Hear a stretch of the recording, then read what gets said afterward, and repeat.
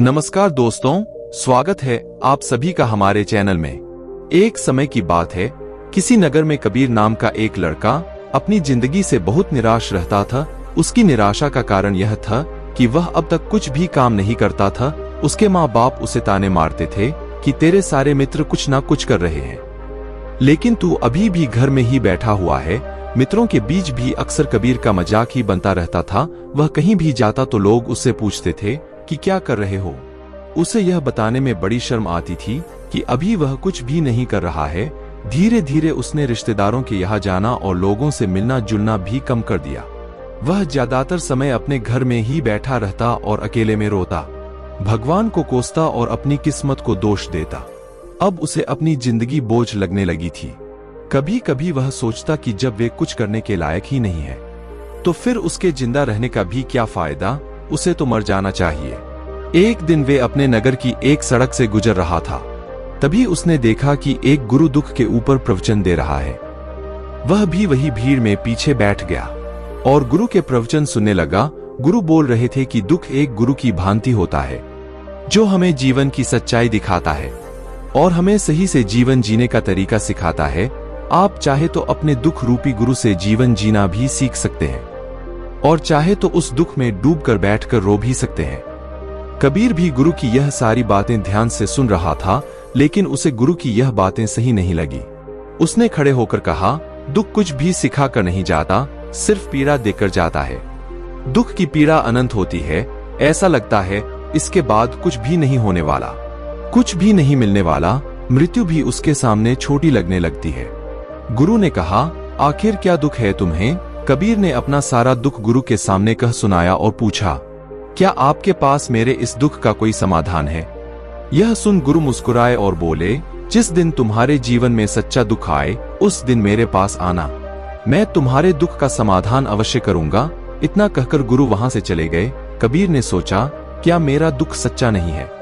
क्या जिससे गुजर रहा हूं वो छोटा है? क्या कोई भी मेरे दुख को नहीं समझ सकता? जब माँ बाप नहीं समझ पाए तो गुरु कैसे समझेंगे? अपने दुखों से परेशान होकर कबीर ने एक निर्णय लिया कि अब वह कुछ करके दिखाएगा। उसने एक छोटा सा व्यापार शुरू किया, लेकिन उसमें उसे सफलता नहीं मिल रही थी, पर उसके घर वाले खुश थे कि वह तो प्रयास कर रहा है। वह अपने व्यापार में जुटा रहा और उसे धीरे धीरे सफलता भी मिलने लगी। फिर उसने रफ्तार पकड़ ली और सिर्फ 3 साल के अंदर ही वह एक बड़ा व्यापारी बन गया। अब कबीर के चारों तरफ ऐसे बहुत से लोग थे जो उसकी चिंता करते थे, उसे पसंद करते थे, उसके काम की प्रशंसा करते थे। अब उसके घर वाले भी उसकी प्रशंसा करते नहीं थकते थे। दिन प्रतिदिन उसके मित्रों की संख्या बढ़ती जा रही थी। अब वह अपनी जिंदगी से बहुत ही खुश था। उसके कुछ मित्रों ने उसे सलाह दी कि जब तुम बड़े व्यापारी बनकर इतने खुश हो तो सोचो कि अगर तुम इस नगर के, इस राज्य के सबसे बड़े व्यापारी बन जाओगे तो तुम्हारे पास कितना सुख होगा, कितने लोग तुमसे जुड़ना चाहेंगे, तुम्हारा कितना यश फैलेगा। स्वयं राजा भी तुमसे मित्रता करना चाहेंगे और जरूरत पड़ने पर तुमसे ही धन उधार लेंगे। मित्रों की यह बात कबीर के मन में घर कर गई। अब उसने और भी धन कमाने का प्रयास शुरू कर दिया, लेकिन उसे यह सब कुछ बहुत ही जल्दी चाहिए था। वह सब कुछ प्राप्त करने में अपना ज्यादा समय बर्बाद नहीं करना चाहता था। इसीलिए उसने ऐसे भी कार्य करने शुरू कर दिए जो उचित नहीं थे। उसने बड़ी मात्रा में अपने मित्रों से धन उधार लेना शुरू कर दिया और ज्यादा मुनाफा कमाने के लालच में अपने सामान में मिलावट करने लगा। उसने दूसरे व्यापारियों के खिलाफ षड्यंत्र भी रचे, उन्हें डराया, धमकाया। जैसा जैसा उसके मित्र उससे कहते गए वही करता गया। वह इन तरीकों से ज्यादा धन तो कमा रहा था, लेकिन अब उसके जीवन में सुकून नहीं था। उसके मन की शांति गायब हो गई थी। उसे रातों में नींद नहीं आती थी। सुख साधन की सारी वस्तुएं होने के बाद भी उसे किसी में सुख नहीं मिल रहा था। एक दिन कबीर अपनी गाड़ी में सवार होकर कहीं जा रहा था। तभी रास्ते में उसे गुरु का आश्रम दिखा। वह रुक गया। वह गुरु के पास जाकर बोला, गुरुदेव, आपने कहा था कि जब तुम्हारे जीवन में सच्चा दुख आए तब मेरे पास आना।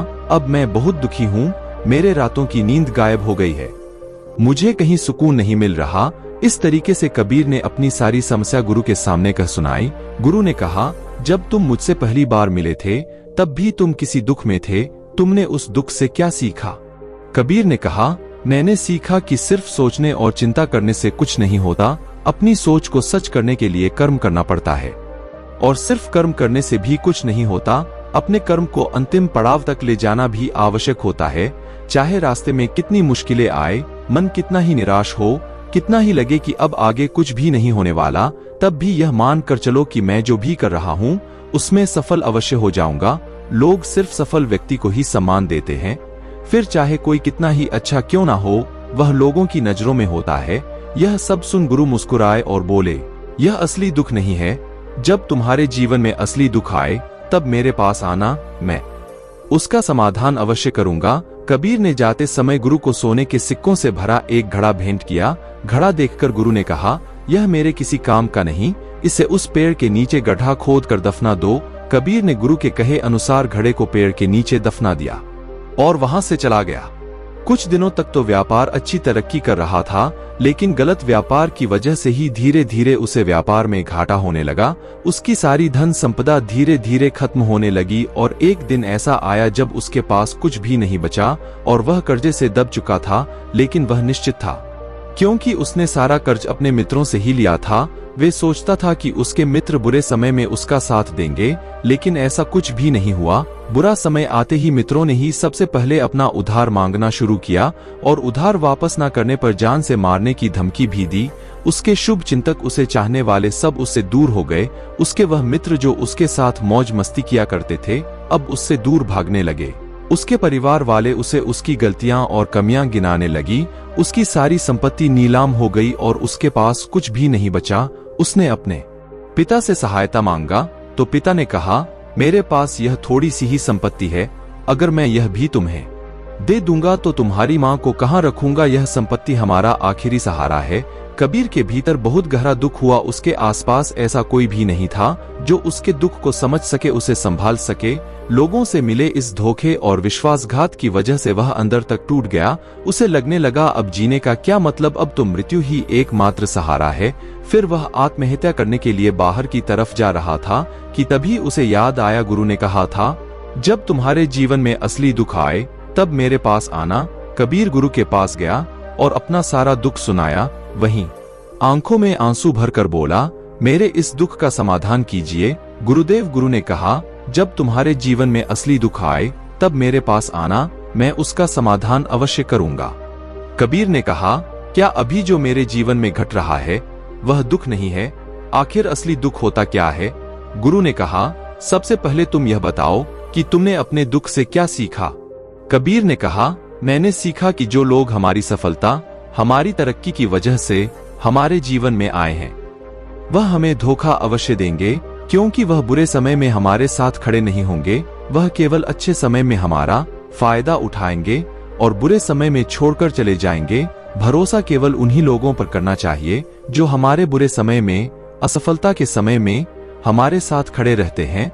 लेकिन ऐसे लोग बहुत ही कम होते हैं, पर जिसके पास होते हैं उन्हें उनकी कद्र करनी चाहिए, उनका अपमान नहीं करना चाहिए। मैंने यह भी सीखा कि कभी किसी के खिलाफ षड्यंत्र नहीं करना चाहिए, ईमानदारी और धैर्य के साथ अपना काम करना चाहिए और कभी लालच नहीं करनी चाहिए। अपना सारा दुख और अनुभव बताने के बाद कबीर के आंखों में आंसू भरकर गुरु के सामने बैठा रहा। थोड़ी देर बाद गुरु उठे और उस पेड़ के नीचे गड्ढा खोदकर वह घड़ा बाहर निकाला जो सोने के सिक्कों से भरा हुआ था और उसे कबीर को दे दिया और कहा, जब तुम्हारे जीवन में असली दुख आए तब मेरे पास आना। कबीर ने गुरु को धन्यवाद दिया और उन्हें प्रणाम कर वहां से चला गया। उसने उस धन से एक छोटा व्यापार शुरू किया। अब वह एक छोटा व्यापारी बनकर भी खुश था। उसने पूरी लगन और ईमानदारी से व्यापार किया। देखते ही देखते वह अपने नगर का फिर एक बड़ा व्यापारी बन गया। उसका जीवन खुशियों और सुविधाओं से भर गया। लेकिन कोई कितना भी अच्छा हो, कितना भी अच्छा काम करें, दान करें, पुण्य करें, लोगों की मदद करें, लेकिन जीवन में दुख तो आता ही है। तो कबीर के जीवन में भी दुख आया। उसके माता पिता मृत्यु को प्राप्त हो गए। कबीर अपने माता पिता से बहुत प्रेम करता था, इसलिए उसे उनकी मृत्यु से बहुत गहरा आघात पहुंचा। वह उन दोनों के पार्थिव शरीर को शमशान घाट ले गया। जहां उनकी अंतिम क्रिया की गई, वहां उसने अपने माता पिता के शरीर को जलते हुए देखा तो उसका मन बेचैन हो गया। उसके अंदर बहुत से प्रश्न उठने लगे। जब कबीर घर वापस आया तो उसने अपने माता पिता के घर और संपत्ति को देखा, जिसके लिए उसके पिता हमेशा लड़ते रहते थे। आज वह लावारिस पड़ी है। आज उसकी देखरेख करने वाले, उसके लिए लड़ने वाले इस दुनिया से चले गए।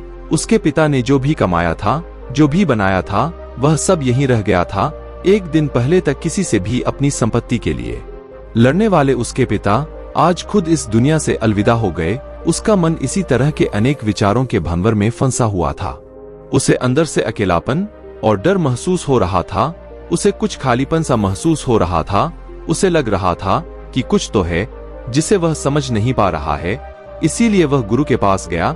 उसे देखते हुए गुरु ने कहा, क्या जीवन में कोई दुख है? कबीर ने कहा, वैसे तो जीवन में कोई दुख नहीं है, सब सुख है, सब अच्छा चल रहा है। लेकिन आज मेरे माता पिता की मृत्यु हो गई। इस घटना से मेरा मन बहुत दुखी और बेचैन है। गुरु ने कहा, इसमें दुखी होने वाली कौन सी बड़ी बात है? एक दिन तो सभी के प्रियजनों को मरना ही है। हमेशा जीवित ना तो कोई रहा है और ना ही कोई रहेगा। एक दिन तो तुम्हें भी मरना ही है। हो सकता है कल मर जाओ या आज भी मर सकते हो। कबीर ने कहा, यह आप क्या कह रहे हैं गुरुदेव कि मैं भी मर जाऊंगा? पर मैं तो अभी जवान हूँ। गुरु ने कहा, इस भ्रम में तो सभी जी रहे हैं कि मृत्यु दूसरों को आती है, बूढ़ों को आती है। लेकिन बूढ़ों के सामने ही जवान मर जाते हैं, बच्चे मर जाते हैं। मृत्यु का किसी की उम्र से कोई संबंध नहीं है, वो सबको अपना बना लेती है। गुरु की यह बातें कबीर के मन में घर कर गई और वह चुपचाप वहां से चला गया। लेकिन उसका मन अभी बेचैन था। वह कुछ खालीपन सा महसूस कर रहा था। वह पूरे दिन अपने बारे में सोचता रहता कि वह कौन है, इस दुनिया में क्यों आया है? क्या सिर्फ चीजों का उपयोग करना और मरना ही जीवन का लक्ष्य है? ऐसे ही बहुत से प्रश्न उसके मन में लगातार उठ रहे थे। लेकिन उसे अपने किसी भी प्रश्न का उत्तर नहीं मिल पा रहा था और उसका दुख दिन प्रतिदिन बढ़ता जा रहा था। इसीलिए कुछ दिनों बाद वह फिर गुरु के पास पहुंचा और बोला, गुरुदेव, मैं बहुत दुखी हूं क्योंकि मैं यह नहीं जान पा रहा हूं कि मैं कौन हूं और इस दुनिया में क्यों आया हूं। यह सुन गुरु मुस्कुराए और बोले, आज पहली बार तुम्हारे जीवन में सच्चा दुख पैदा हुआ है। वास्तव में यही है जो दुख कहलाने के लायक है कि हमें पता नहीं कि हम कौन है, क्यों आए हैं, क्या करना है, कैसे करना है। कबीर ने कहा, गुरुदेव, मेरे इस दुख का समाधान कीजिए। गुरु ने कहा, हम सभी इंसान जीवन भर धन इकट्ठा करते रहते हैं। फिर कबीर ने कहा, हम सभी इंसान जीवन भर धन, संपत्ति, मान, सम्मान, परिवार, मित्र, शत्रु, पद, प्रतिष्ठा इत्यादि इकट्ठा करते रहते हैं। गुरु ने कहा, क्या इन इकट्ठा की हुई सभी चीजों में से एक भी चीज को अपने साथ ले जा सकते हैं? कबीर ने कहा, नहीं गुरुदेव, इनमें से कुछ भी साथ नहीं जाता। मेरे माता पिता के साथ भी कुछ नहीं गया, सब तो यहीं छूट गया, परिवार, संपत्ति, सब कुछ। फिर गुरु ने कहा, अब मेरी बातों को ध्यान से सुनना। इस दुनिया में हमें जो इकट्ठा करना चाहिए वो तो हम कभी इकट्ठा करते ही नहीं। चीजें हमारे सामने ही होती है, लेकिन हम उन्हें देखने का प्रयास ही नहीं करते। इस दुनिया में हमें जिस चीज को इकट्ठा करना है वो हम खुद है। हमें खुद को इकट्ठा करना है ताकि जब मृत्यु हो तो हम एक हो सके और स्वयं को पहचान सके। हम भीतर से बंटे हुए हैं। हम बंटे हुए हैं प्रेम में, नफरत में, क्रोध में, जलन में, क्रूरता में, धन में, पद में, प्रतिष्ठा में, मान में, पहचान में, धर्म में, जाति में। ऐसे ही सैकड़ों हजारों चीजों और वास्तव में हम बंटे हुए हैं। हम टुकड़ों में जीवन जी रहे हैं। इस बंटवारे की वजह से हमारी चेतना कभी एक नहीं हो पाती। हमारी चेतना शक्ति बिखर गई है। इसीलिए हमारे पास इतना भी समय नहीं है, इतनी भी ऊर्जा नहीं है कि हम मुड़कर एक बार अपने भीतर देख सकें। वास्तव में जिस धन की कमी, सुविधाओं की कमी, मान सम्मान की कमी को लोग दुख समझते हैं और जीवन भर उसे दुख बोलकर रोते रहते हैं और उनका समाधान खोजने का प्रयास करते रहते हैं। उन्हें उसका समाधान कभी मिलेगा या नहीं, क्योंकि जिन्हें लोग दुख कहते हैं वह असली दुख है ही नहीं। वो तो सिर्फ इंसान की चाहत है, उसकी इच्छा है, जिसकी पूर्ति कभी नहीं की जा सकती। इसीलिए यह व्यक्ति को ऐसे दुखों का कभी समाधान मिला ही नहीं। इसीलिए इन सब के ऊपर अगर अपने दुखों का परम समाधान चाहिए तो सबसे पहले अपने आप को इकट्ठा करो, अपनी ऊर्जा को संसार से वापस खींचो और एकत्रित करो। अपने ऊपर ध्यान दो, खुद पर ध्यान लगाओ। मृत्यु से पहले अपने आप को पहचान लो, ऐसे ही बिखरे हुए मत चलो। कबीर ने कहा, तो क्या गुरुदेव हमें यह संसार छोड़ देना चाहिए, अपनी सभी इच्छाओं को मार देना चाहिए, किसी से प्रेम नहीं करना चाहिए, धन संपत्ति नहीं इकट्ठा करनी चाहिए, मान सम्मान की आशा छोड़ देनी चाहिए। गुरु ने कहा, एक बिखरे हुए मनुष्य के अंदर से कामनाएं, इच्छाएं और वासनाएं ऐसे ही निकलती हैं जैसे पहाड़ से कोई पत्थर गिर रहा हो, जिस पर पहाड़ का कोई नियंत्रण नहीं है सिवाय देखने, परेशान होने और कुछ खोने के। इसी प्रकार एक बिखरे हुए मनुष्य की इच्छाएं अनियंत्रित और दुखदायी होती है। उसका अनियंत्रित मन कुछ भी इच्छाएं और कल्पनाएं करता रहता है और दुखी होता रहता है। लेकिन जब व्यक्ति एकत्रित हो जाता है तो वह जो भी करता है सब उसके नियंत्रण में रहता है, तभी इच्छाएं भी उसकी इच्छा से निकलती हैं।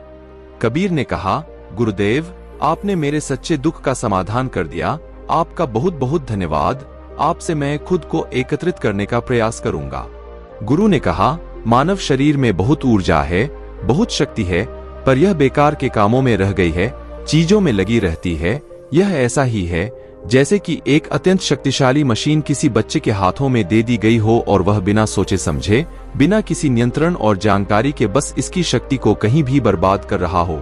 इसीलिए अपनी चेतना की शक्ति पर ध्यान दो और इसे एकत्रित करो। कबीर को अपने प्रश्नों का उत्तर मिल चुका था। उसने गुरु को धन्यवाद किया और चुपचाप वहां से चला गया। दोस्तों, उम्मीद है कि आपको यह वीडियो पसंद आई होगी। यदि आप ऐसी और मजेदार वीडियो सुनना चाहते हैं तो हमें सब्सक्राइब करें। धन्यवाद।